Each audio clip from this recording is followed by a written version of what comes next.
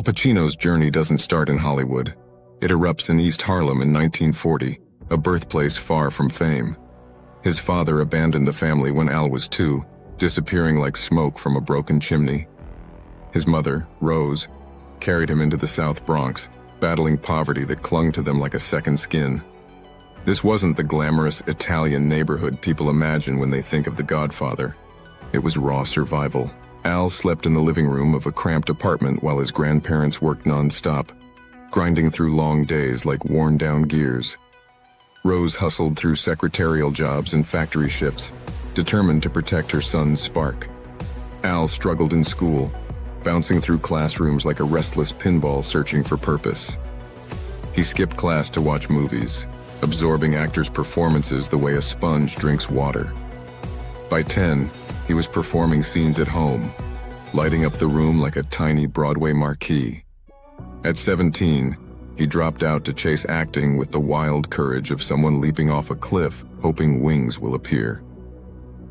Kids from the Bronx didn't become Hollywood legends, but Al chased the dream like a runaway train. He worked every job imaginable: janitor, usher, messenger, just to afford acting classes. Then, tragedy struck like a hammer shattering glass. His mother died when he was 22, and his grandfather soon after, leaving him without the 2 people who believed in him most. Pacino later said her death cast a shadow over everything, a weight he carried like a heavy coat. Most people would have quit, but Al kept pushing through the darkness. He slept on couches, skipped meals, and wore clothes until they unraveled like old rope. Still, he studied acting with volcanic intensity, turning grief into fuel.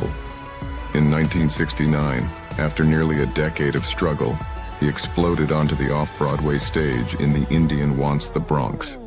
Critics saw something electric, like lightning trapped inside a human frame. He won an Obie Award, and suddenly the industry began to shift toward him. Then came 1972 and The Godfather, the role that would define cinematic history. Francis Ford Coppola fought for Pacino like a general defending his last soldier, knowing he carried a depth no one else could touch. When Pacino stepped into Michael Corleone's skin, he poured in every wound, every loss, every shadow he'd ever survived.